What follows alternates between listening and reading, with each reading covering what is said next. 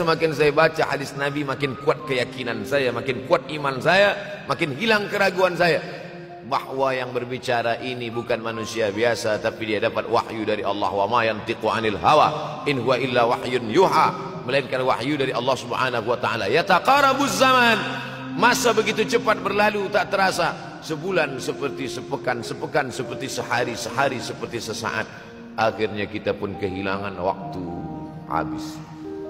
Saya Ustaz Abdul Somad, memang zaman ini tak terasa cepat betul.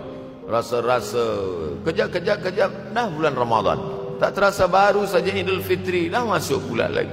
Masya Allah, begitu cepatnya masa berlalu.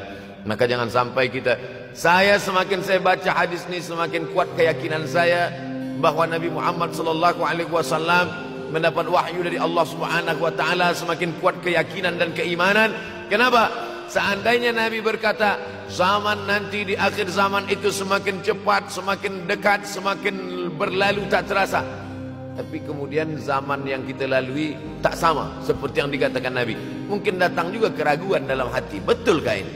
Tapi ternyata 1441 tahun lampau, 1440 tahun yang lalu Nabi mengatakan, dan hari ini terbukti zaman begitu cepat berlalu.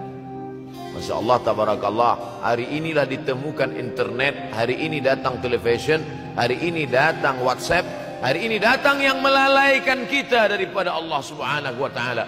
Sehingga waktu datang sembang-sembang, cerita-cerita, tengok ini, update ini, tulis ini, tengok ini, pandang ini. Habis waktu berlalu. Padahal waktu inilah yang akan ditanya oleh Allah Subhanahu wa taala. 6 kali Allah bersumpah demi waktu.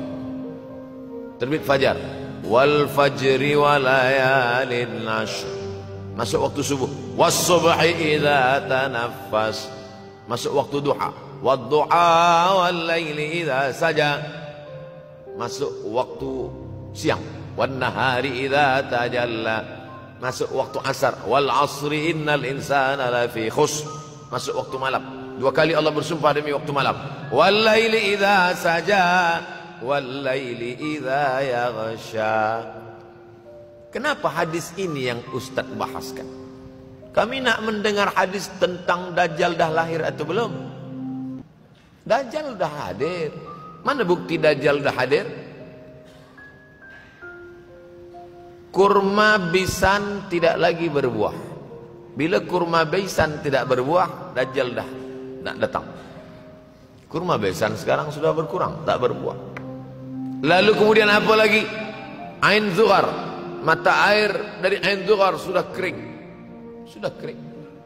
Oleh sebab itu, tapi manakala dulu datang Habib Umar bin Hafiz, saya hadir majelis itu, adalah seorang bertanya, Habib, ya, Imam Mahdi dah lahir atau belum? Saya tengok Habib menjawab, sepertinya dia macam tak suka pertanyaan itu. Kata dia, kita tak perlu mencari-cari dia dah lahir atau belum, kampung dia di mana, dia lahir di hospital mana, dia tak perlu. Yang perlu kita siapkan adalah iman dan takwa, pengetahuan kita, supaya kita jangan sampai terkecoh, supaya kita boleh membezakan mana hak, mana batil, mana betul, mana salah, mana lurus, mana bengkok, mana hitam, mana putih.